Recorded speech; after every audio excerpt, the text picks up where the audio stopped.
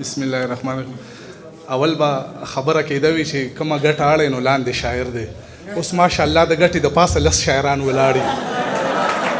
خدای دې د پښتنو ټوله معاشره چې کومه ده دا د شاعران کې هغه ځکه چې تاسو چېرته اورېدي دي چېرته اخبار کې یا په خبرونو کې چې شاعر څوک وژلی دی تاسو اورېدي دي چېرته تاسو چېرته دا اورېدي چېرته غلا یې کړې ده یا کوم داسې غلط کار یې کړی دی نو ثابته دا شوه چې شاعران د معاشرې مهذب ترینه خلک دی. نورې خبرې به صدر صاحب وکړي دی خو اجازت ورکړی چې څومره شعرونه وایي مطلب هغه د ډېر تاونه په کوڼو هم ډزې کولې نو اجازت خو دی ډېر اوږد ورکړی ورشه خپل شعرونه ووایي. زه به راته یو څه بیتونه دي تاسو ټولو ته دې ډالۍ وي چې یم مزدور کاره زما جیب کې صرف 100 روپۍ دي. یم انیب شاهد صاحب راغلی دی نجیم دیدی عاصم دیدی ظاهر لالا دی باچا صاحب دی مفتی صاحب دی را سره ناست دی نظام صاحب دی ډېره مننه یې کوو. یم مزدور کاره زما جیب کې صرف 100 روپۍ دي ډکه بازاره زما جیب کې صرف 100 روپۍ دي. یم مزدور کاره زما جیب کې صرف 100 روپۍ دي ډکه بازاره زما جیب کې صرف 100 روپۍ دي. پروردګاره څوک سوالګرې راته مود روا پروردګاره زما جیب کې صرف 100 روپۍ دي.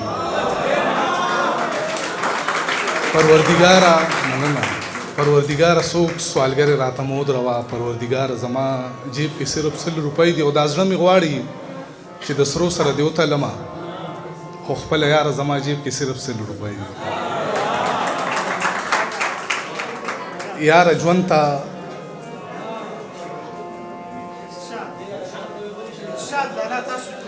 یاره ژوند ته بې له تا نه ودرېدل یاره ژوند ته بې له تا نه ودرېدل لکه مونځ ته بې اذانه ودرېدل. یاره ژوند ته بې له تا نه ودرېدل لکه مونځ ته بې اذانه ودرېدل. او د ځوانۍ غربت په مثل لکه کونډه د ځوانۍ غربت په مثل لکه کونډه ارمانونو ته حیرانه ودرېدل. او محبت د ښکلو سوي ته خبرې دښمنانو ته بې ځوانه ودرېدل. محبت د ښکلو سوي ته خبرې دښمنانو ته بې ځوانه ودرېدل. او راپېښه د بېلتون موږ ته منمه مسله ده. مفتی صاحب وایي راپېښه د بېلتون موږ ته منمه مسله ده خو لوږه بیا د مینې نه اهمه مسله ده. راپېښه د بېلتون موږ ته منمه مسله ده خو لوږه بیا د مینې نه اهمه مسله ده. یعقوبو د یوسف پسې او زه تا پسې ړندېږم یعقوبو د یوسف پسې زه تا پسې ړندېږم او هجر د ادم نه تر دې دمه مسله ده.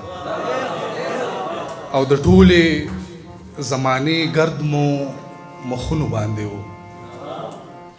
د ټولې زمانې ګرد مو مخونو باندې و د سا دارومدار چې مو لاسونو باندې و د ټولې زمانې ګرد مو مخونو باندې و د سا دارومدار چې مو لاسونو باندې و.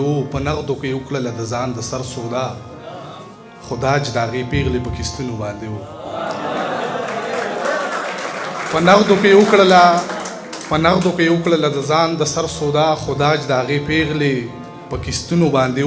یو غم و چې ملګری مې شو ستا د تلو نه پس یو درد و چې راخور په موسمونو باندې و. او زمونږ د پښتنو پکې خاطر و نه مدار خو ټول دار و مدار یې زمونږ غرونو باندې و. او نه زه نه رد کوم ولې د یار نه زه نه رد کوم ولې د یار چېرته کې زه چېرته کنځلې د یار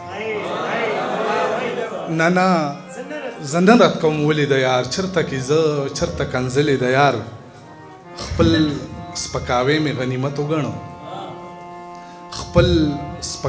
غنیمت وګڼو پخوا کې کېناستم غلی د یار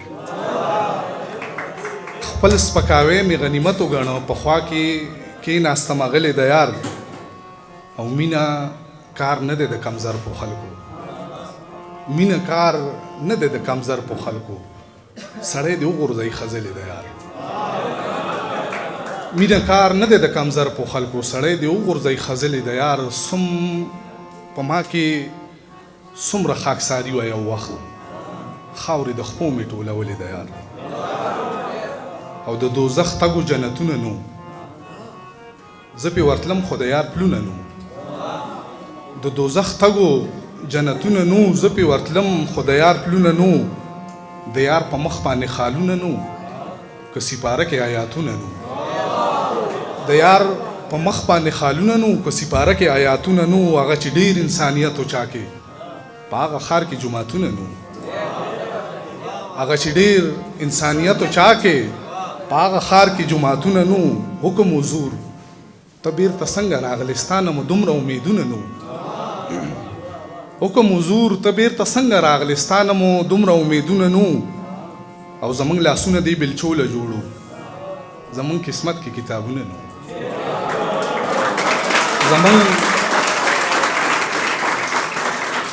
زمونږ لاسونه دی بلچوله جوړو، زمونږ قسمت کې کتابونه نو. مطلب په زړه کې د چا نوم موجود، راپسې شاته اوازونه نو.